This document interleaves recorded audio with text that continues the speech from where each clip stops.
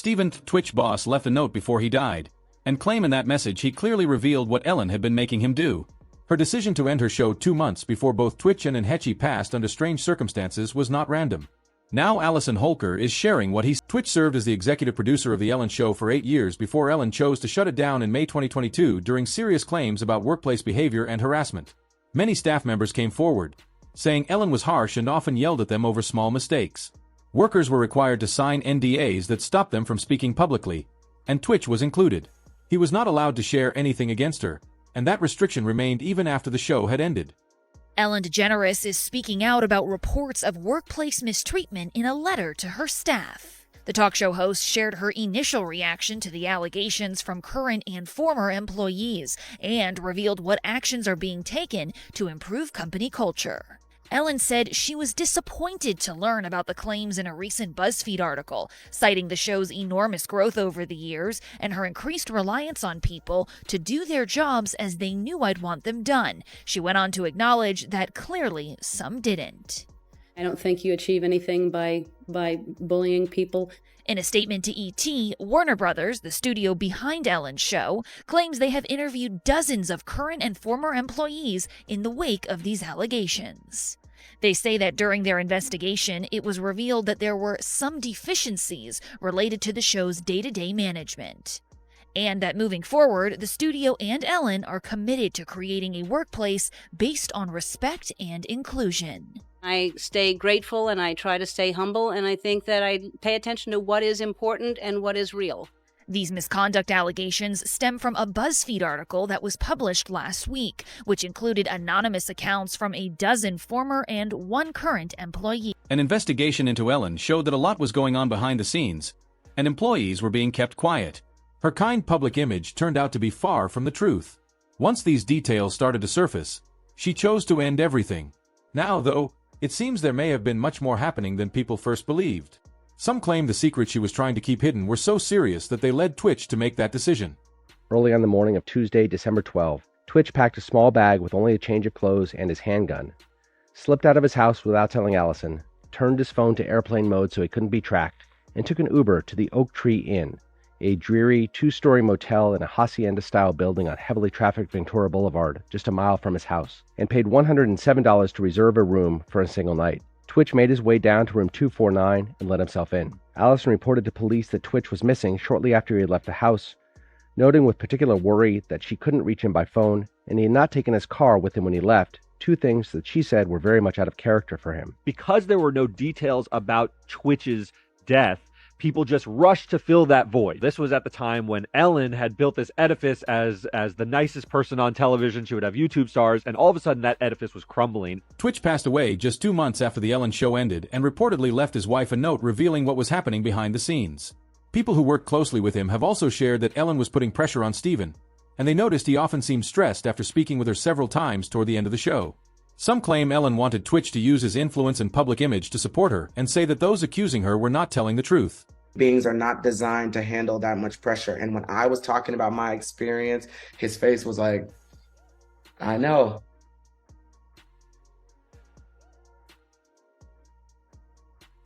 We're learning more tonight about the tragic side of Steven Twitch boss and the detailed steps he took to hide his plans.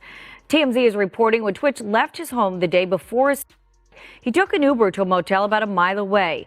At the motel, he switched his phone to airplane mode so no one could reach him. The motel manager says he checked in under his own name and never left his room. We also now know that Twitch left a suicide note. Details have not been made public, but TMZ reports the note alluded to challenges Twitch had faced in the past. Entertainer Tyler Perry knows firsthand what that is like. I want to take you back to a time in my life where I tried to commit suicide a couple of times because it was so dark. I thought the only way to make this better, this pain go away, is stay in my life. Had any of those attempts happened, I would have missed the best part of my life. When news of Twitch's death first broke, Ellen shared a video of herself in tears, calling it the greatest loss she had ever experienced. However, what she did next made it seem like she didn't truly care. It's important to remember that Ellen had said she and Twitch were very close for 8 years, and she was aware that he had mentioned her directly in his note. Okay, Everyone is in pain and trying to make sense of it, and we'll never make sense of it. And the holidays are hard, I think, anyway. But to honor Twitch, I think the best thing that we can do is to laugh and hug each other and play games and dance and sing. The comedian hired Twitch for her talk show back in 2014. Over a decade ago, I met someone who changed my life and our show. And I'm talking about you, Twitch. Come here.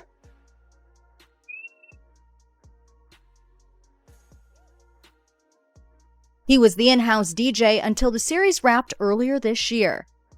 And I know it seems hard, it seems impossible, but that's how we honor him and hug each other and tell each other we love each other and let people know we're there for them.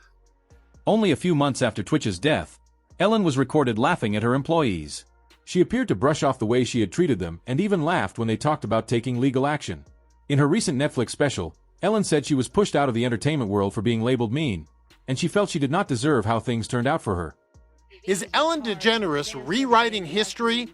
That's what some of her former staffers claim she's doing in her new Netflix stand-up special, For Your Approval. I got kicked out of show business. Yeah. Thanks. Yeah, because I'm mean. Yeah. Yeah, you can't be mean and be in show business. No, they'll kick you out. She uses jokes to address the controversy. I was in therapy for a while trying to deal with all the hatred that was coming at me. And at one point, my therapist said, "Ellen, where do you get this idea that everyone hates you?" And I said, well, New York Times, Washington Post, Entertainment Weekly, Us Weekly. I think Elmo may have said something recently on an episode of Sesame Street. But this producer who worked with her takes issue with how she's addressing allegations that there was a toxic work environment at her legendary talk show. The essence of the special really was totally a lie. Hedda Muscat says Ellen's special hits all the wrong notes. I felt Ellen was not taking responsibility at all. She was sugar. So what was Ellen trying to keep hidden? Some investigative reporters have pointed out that she invited Diddy onto her show 17 times and was said to be moving in the same social circles as Harvey Weinstein. There is also the timing to consider. As soon as the FBI revealed it was looking into Diddy for racketeering, Ellen announced that she would be leaving the United States for good. They're losing their minds. She sounded so sincere, didn't she? Very sincere. Virtually choke on her words. But the best one for me is Ellen DeGeneres, who is, by the way, a very nasty person. I've had dealings with her in Australia. Bit of could I tell you some stories about that cow? But anyway, good riddance to her. But she was quite friendly with that P. Diddy bloke, wasn't she? Well, this is why I say release the Diddy files. Yeah. Release the Diddy files. Come on, Donald Trump. We want to know whose name. So maybe she's hightailing out of there before all that is thrown at her as well. But what a bunch of hypocrites. Ellen DeGeneres and her wife, Portia de Rossi, have reportedly fled the US, bound for the UK, after Donald Trump's landslide victory. Numerous publications are reporting the couple have left the United States permanently. There are also reports the couple have put their Montecito mansion on the market. Entertainment publication The Wrap has the exclusive story and said, Ellen DeGeneres and wife Portia de Rossi have moved to rural England, put their Montecito estate on the market, and plan to never return to the United States, telling friends the election of Donald Trump was their primary motivation. Ellen DeGeneres has been a vocal Trump critic, so the move doesn't come as a surprise to most. Ellen DeGeneres has been seen rocking a new hair color since moving to the UK. The comedian changed her signature blonde look to brunette as she was seen enjoying a night out with friends at a pub called The Farmer's Dog. Ellen went out with her wife, Portia de Rossi, and a few friends, including the Torn singer Natalie Imbruglia. Sources told TMZ earlier this week that Ellen and Portia moved to England because of Donald Trump's re-election. They have reportedly settled into their new home in the southwest region of England, but they purchased the property before the election. Several people who have accused Diddy have also shared negative experiences involving Ellen. Justin Bieber, for instance, was reportedly involved with Diddy at a young age. Justin himself has said that he went through difficult experiences in Hollywood when he first started singing, though he never named anyone directly. Looking back at how Ellen interacted with him during that time, it's clear he often seemed uneasy. He wasn't pushed out of the entertainment industry simply for being mean. Joe Rogan recently shared that this kind of behavior is common in Hollywood. According to him, many people there treat others as if they don't matter at all. The way they act on camera is often very different from who they truly are in real life. There is an arrogance that some stars had, like particularly in the 90s. When I first came to Hollywood, and this is like really evident for me because I was not a star, but I was on a television show. So I got to be around a lot of stars. And there was a way that some of them would treat you. They would let you know that you are subhuman. You are below them. They would communicate with you in the most disrespectful and dismissive ways. Like weird. Like mousy guys that I could like instantly. And they would just be rude to you in a really weird way because they had power. And then when an executive would come over, they would turn on the charm. They'd be smiling and laughing, and then you would talk to them at the craft service, and they would dismiss you in the shittiest ways.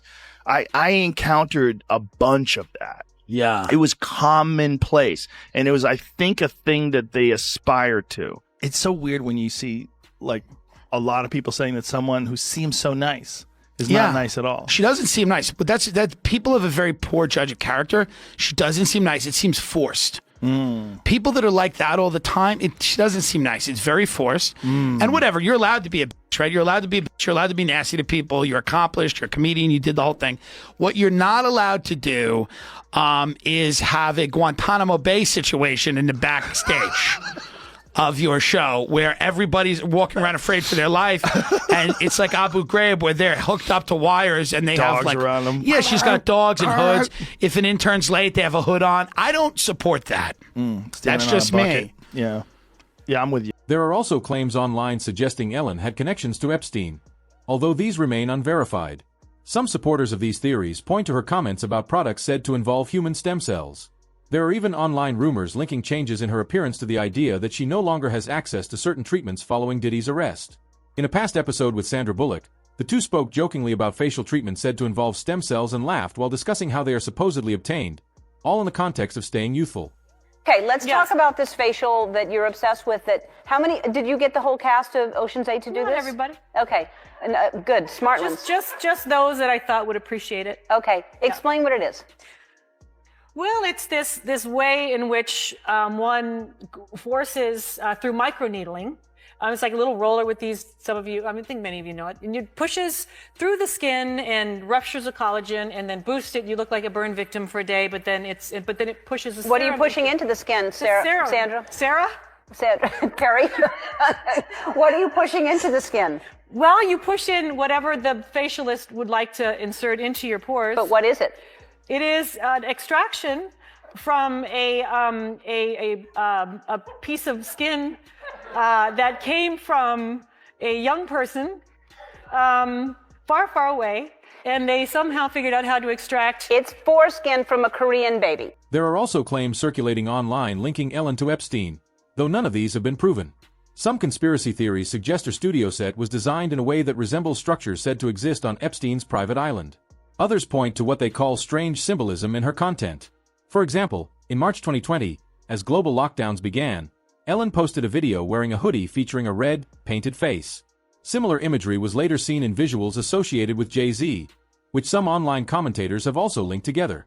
Symbolism will be their downfall. Or is it just art? And let me be the first to tell you, it's all connected. I mean, if you know, you know. But first, let's go back to that video of Ellen DeGenerate. When the camera turns, you can see the inside of her house. Now, see that picture right there? Well, if you pause it and look it up, it says evil thoughts with revenge right next to it. Here's another picture of Ellen in her house, and this is the picture behind her. Now, the thing I'm curious about is the letters on top of the picture. These look oddly similar to the letters Marina Abramovich writes out when she does spirit cooking. Remember the beginning of the video? It's all connected. And that person that was in all red is Lady Gaga, and she went to Marina Abramovich many times for teaching. But let's continue. This is another picture of Ellen in her home. She's cutting her mother's hair, but what is that picture above her head? Look at it.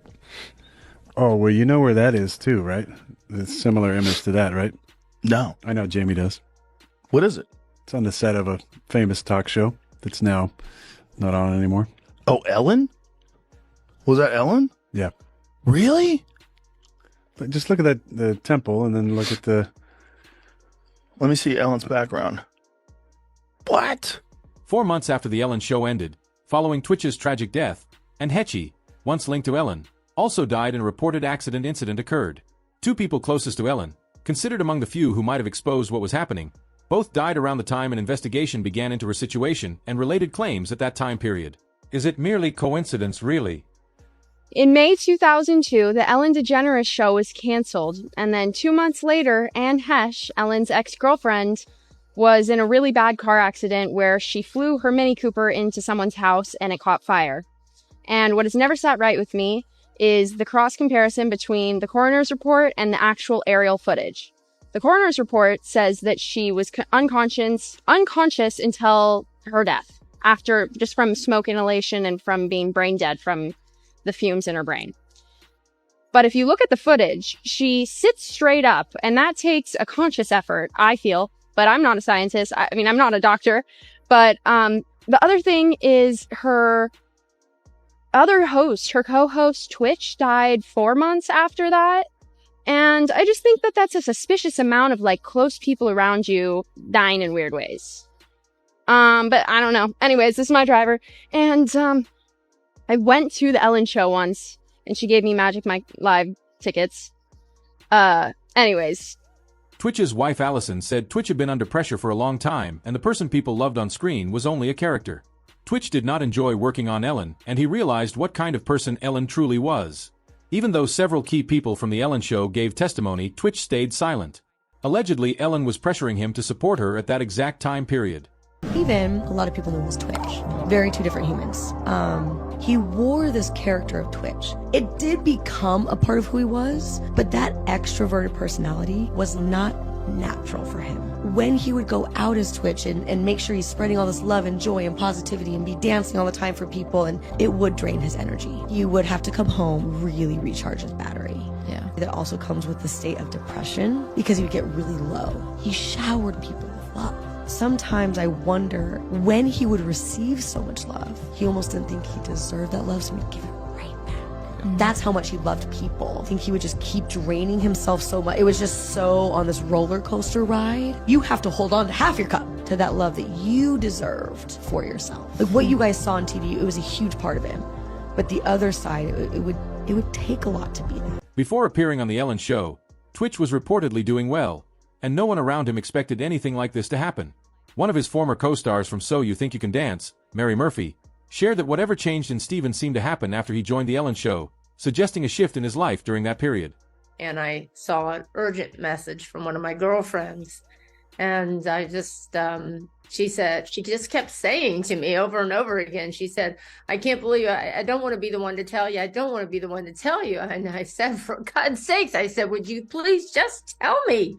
And she said, Twitch is dead. And I just fell to the ground. I went behind the dress vendor and I just curled up in a ball and started bawling.